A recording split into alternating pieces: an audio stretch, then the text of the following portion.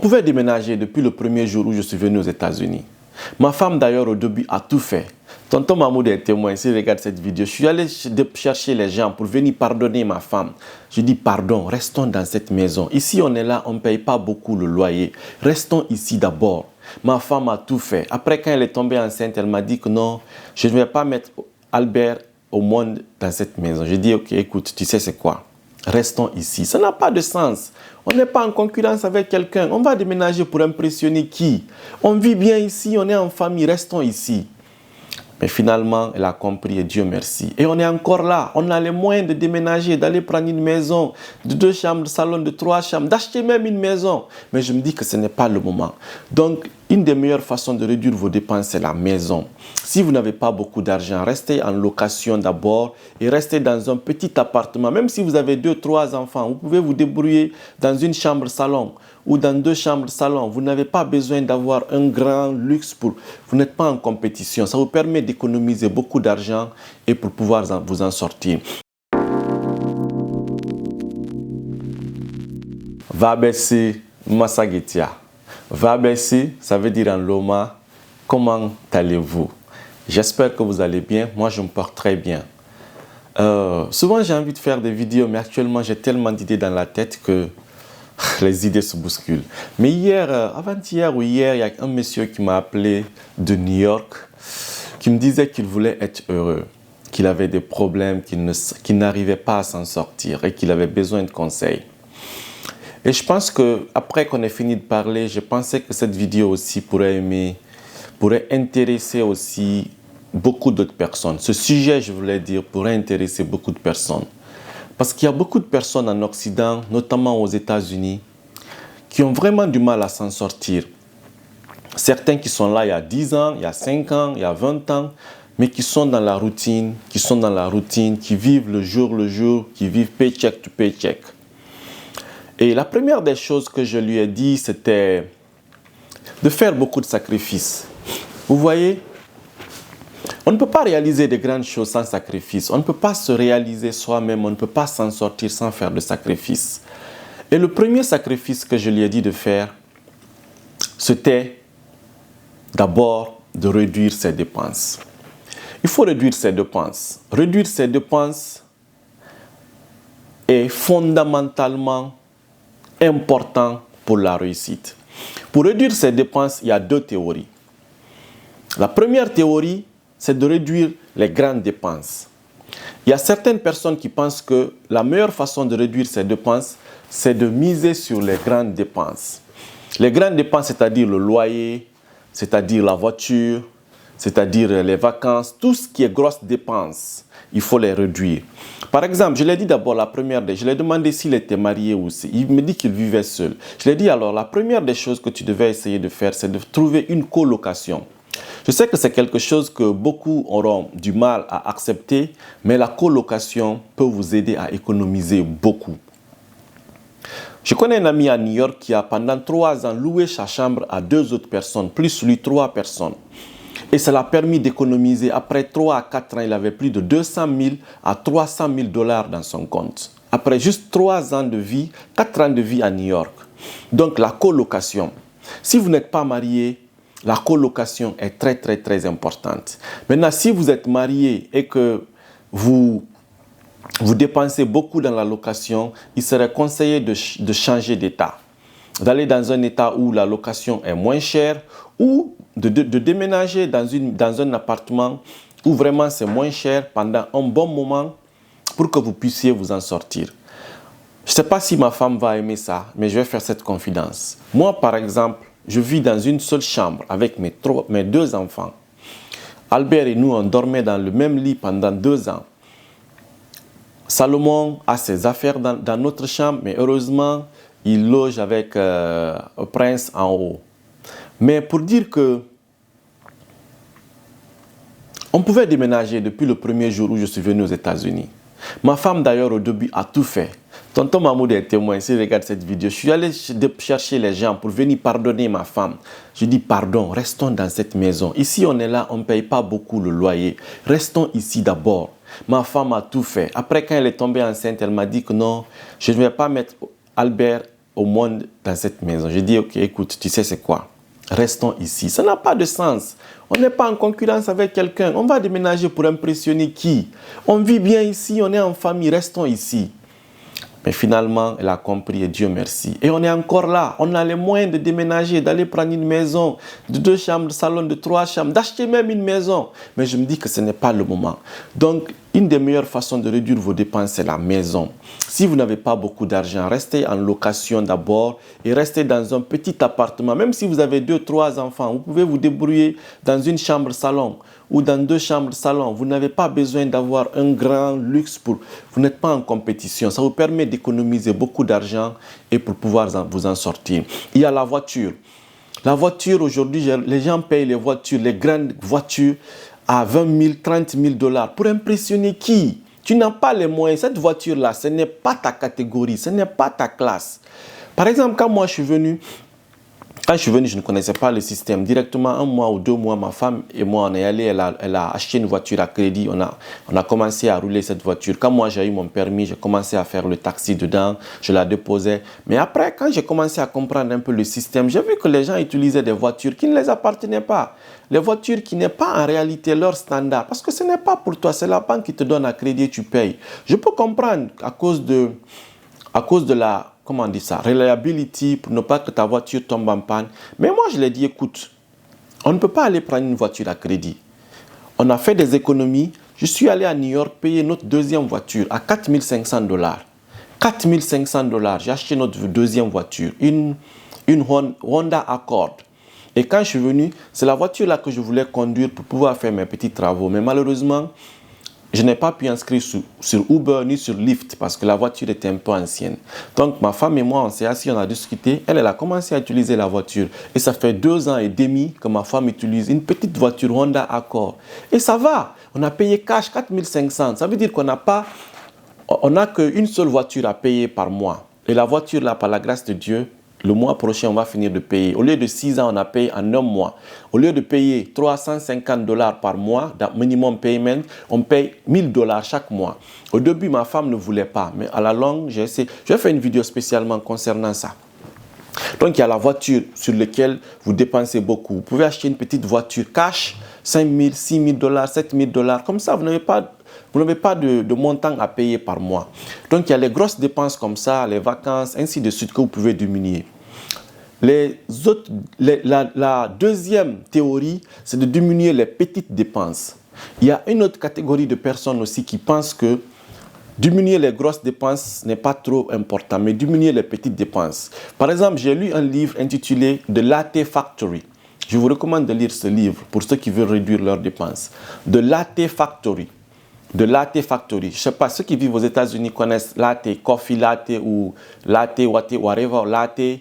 Donc, ça veut dire quoi? Ça veut dire par jour, si vous prenez un café tous les jours, supposons qu'un café coûte 3 dollars ou 4 dollars, ou ice cream, vous êtes adepte des ice cream, des chocolats, ou vous êtes adepte de quoi? Des jus. En tout cas, tous les petits trucs que vous dépensez de façon incontrôlée. Si par exemple vous êtes habitué à la loterie, par exemple 5 dollars par jour. 5 dollars par jour à la loterie, par mois, ça fait combien? 5 fois 3, ça fait combien? Ça fait 15, ça fait 150 dollars par mois que vous mettez dans la loterie. Supposons que vous preniez un café par jour. Un café coûte combien? Un café coûte 3 dollars. Donc 3 dollars fois 30 ou 2 dollars fois 30, ça fait combien? 2 dollars fois 30, ça fait 60 dollars. Donc c'est 60 dollars qui partent comme ça à la fin du mois. Supposez que vous prenez par exemple un McDo chaque matin ou quelque chose chaque matin qui vous coûte 5 dollars, 6 dollars. 6 dollars fois 30, ça fait combien? 6 fois 3, ça fait combien? Ça fait 18. Ça fait 180 dollars qui partent comme ça. Donc, si vous analysez réellement les petites dépenses que vous faites par jour, qui ne sont vraiment pas nécessaires, vous vous rendez compte que, franchement, vous dépensez beaucoup d'argent inutilement, sans vous en rendre compte, qui, à la fin du mois, peuvent être très importants pour vous. Donc, je l'ai dit franchement, de réduire cette dépense. Réduire tes dépenses. La deuxième des choses, je l'ai dit d'arrêter d'envoyer de réduire l'envoi de l'argent en Afrique. Parce que c'est ce qui fatigue beaucoup de personnes ici. Je l'ai dit ceci, écoute, personne en Afrique ne meurt de faim. Il faut savoir faire des sacrifices. Parce que si tu fais tes sacrifices sur toi, il faut aussi savoir les faire aussi pour d'autres personnes. Mais si tu ne sais pas te dire non, tu ne peux pas dire non aux autres. Moi, je ne vais pas rentrer dans mon histoire parce que beaucoup parmi vous m'ont beaucoup insulté ici. Mais je vais vous répondre. J'ai un droit de réponse par rapport à cette vidéo. Mais ce n'est pas le but de cette vidéo ici. Donc, je ne peux pas dire aux gens d'arrêter d'envoyer de l'argent parce qu'il y a certaines personnes, leurs parents vivent aux dépens d'eux. C'est-à-dire, quand ils étaient en Afrique, c'est eux qui nourrissaient leurs parents. Ils sont venus ici, ils continuent à le faire. Certains, leurs parents sont vieux, ils ne peuvent pas travailler. Donc, chacun a sa raison, chacun a ses problèmes, chacun a ses réalités.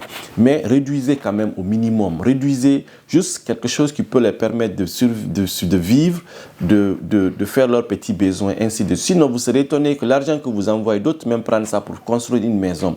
L'argent que vous envoyez, d'autres même prennent ça pour donner aussi à d'autres personnes. Donc, c'est beaucoup compliqué, mais je ne vais pas rentrer dans les détails là. Je vais faire une vidéo spécialement pour ça. Donc, il faut beaucoup réduire. La troisième des choses que je l'ai dit de faire, c'est de trouver un meilleur emploi. D'ailleurs, le meilleur emploi, même, j'aurais pu mettre ça devant. Si tu ne t'en sors pas, certainement c'est parce que l'emploi, le travail que tu fais là, ne t'aide pas à gagner plus d'argent. Et c'est le leurre que beaucoup de personnes font en Occident. Quand vous venez en Occident, on vous dit, écoute, ici c'est comme ça. Vous aussi, vous rentrez dans ça. Et puis vous faites 10 ans, 5 ans, sans chercher à savoir s'il y a un autre moyen pour gagner mieux, pour vous en sortir. Vous restez dans le même système. Donc je l'ai dit ceci, il faut trouver un meilleur boulot.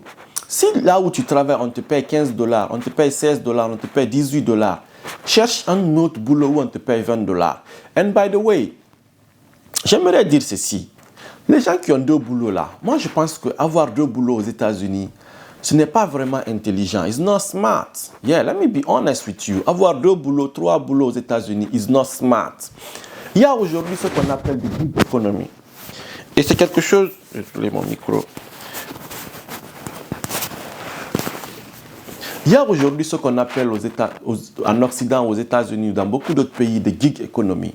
C'est une économie parallèle.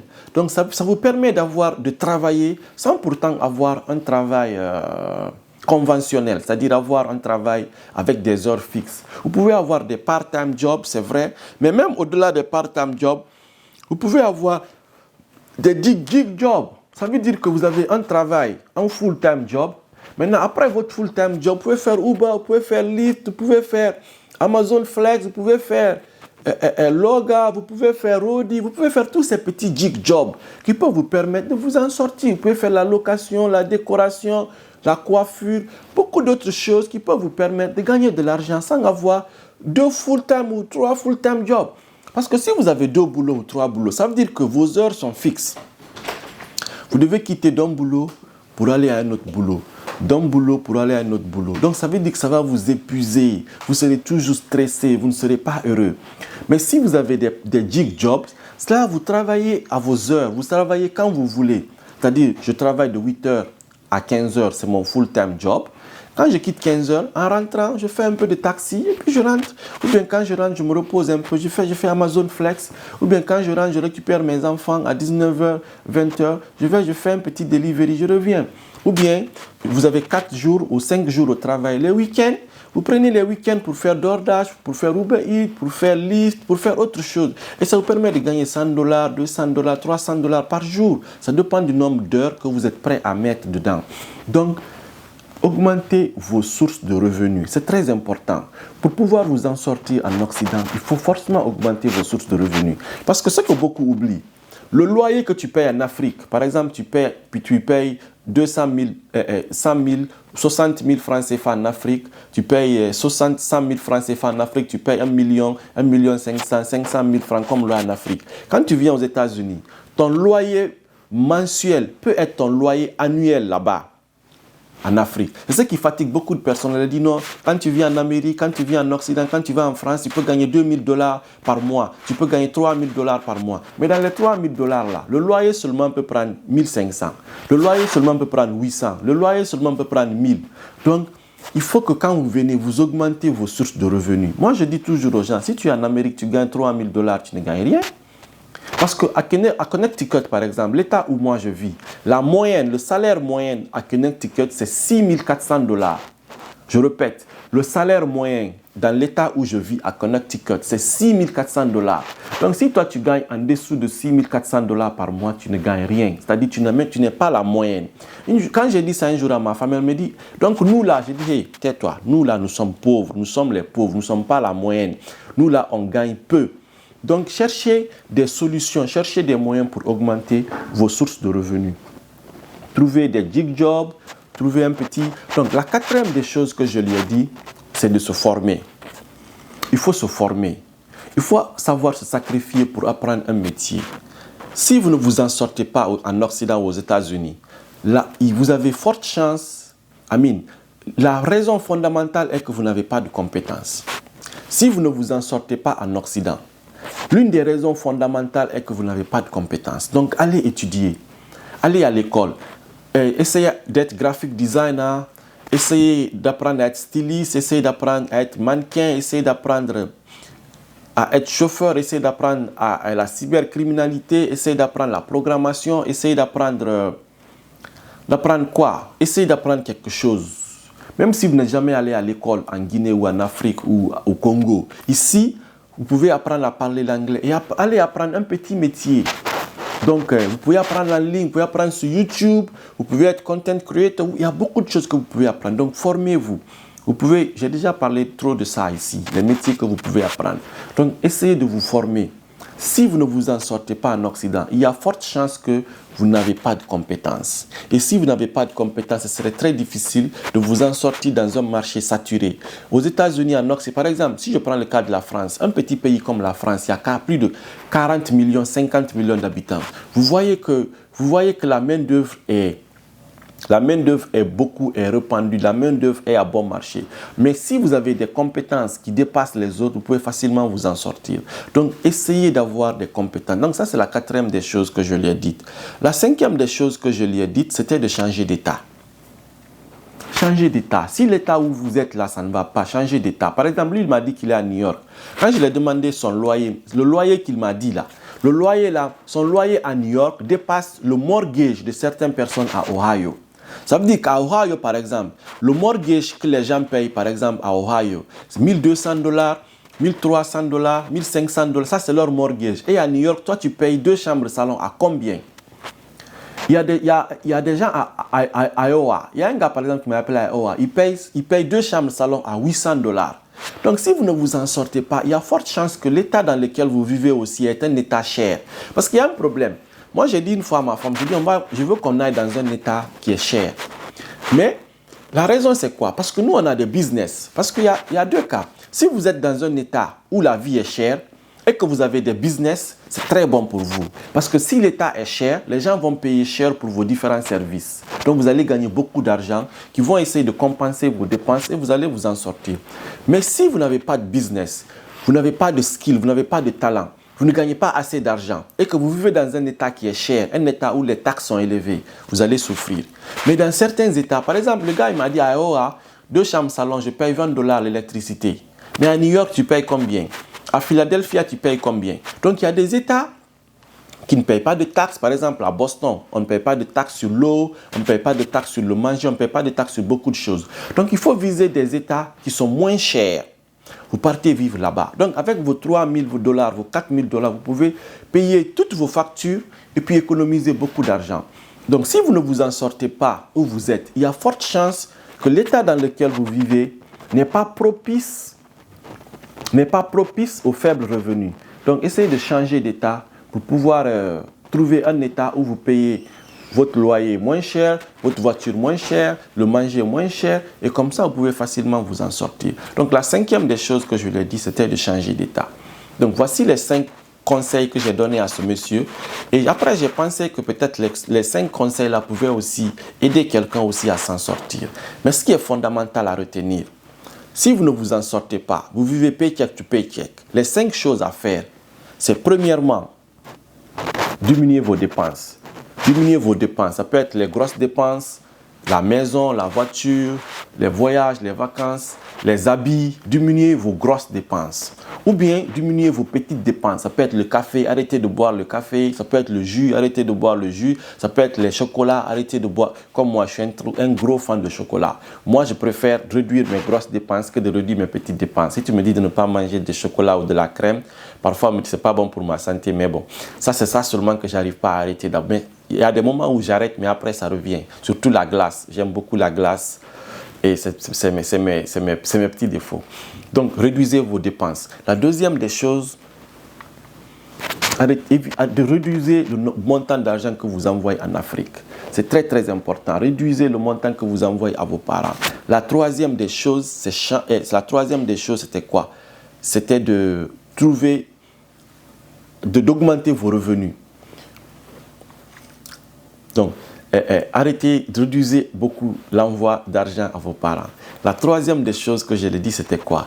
La troisième des choses, c'est d'augmenter vos revenus. Cherchez un deuxième boulot.